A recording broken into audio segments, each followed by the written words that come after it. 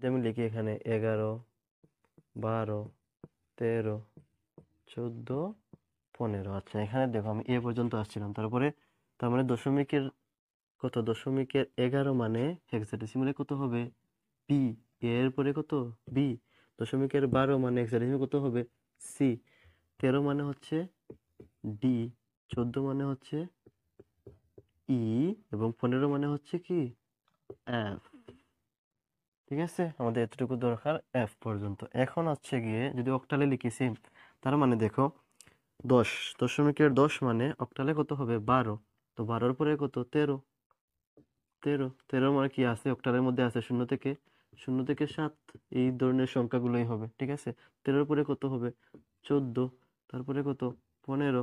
তারপরে হচ্ছে 16। তারপরে হচ্ছে 17। ঠিক আছে, 7 পর্যন্ত আছে। তো এরপরে এরপরে যদি লিখতে চাই, মনে করো 16টা লিখতে চাইলে এখানে কিন্তু আমরা 18 লিখতে পারবো না, কারণ হচ্ছে কি 8 নাই, অক্টালের মধ্যে 8 নাই।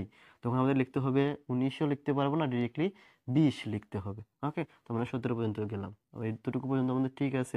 এখন আমাদের এখানে বাইনারি। এখন দেখো দশমিকের 10 মানে বাইনারিতে কত পাইছিলাম আমরা, 1010।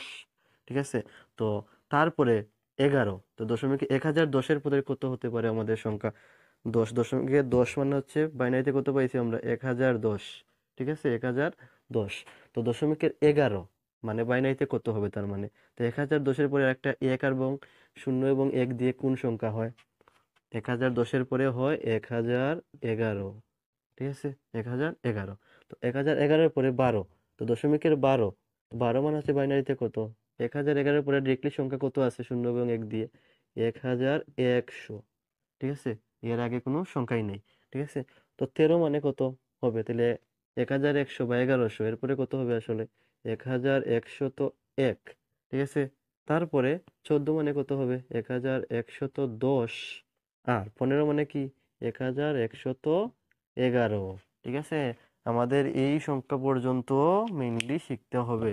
ঠিক আছে, বাকিগুলো আমরা এমনিতেই বের করতে পারবো। এগুলোর সংখ্যা বের করার মানে যে কোনো ভাবে, মনে করো তোমার কাছে বলে দিল দশমিকে, মনে করো তোমার বললো 50, 50 এটা হচ্ছে তোমার 10-এ, তোমাকে বললো কনভার্ট করো তুমি বাইনারিতে, এটাও আমাদের বাইর করতে পারবো আমরা। ঠিক আছে, এটার কি একটা রূপান্তর আছে। ঠিক আছে, সহজভাবে এগুলার রূপান্তর করা যায়, এগুলার যেগুলো আমরা পরবর্তী ক্লাসে আলাপ আলোচনা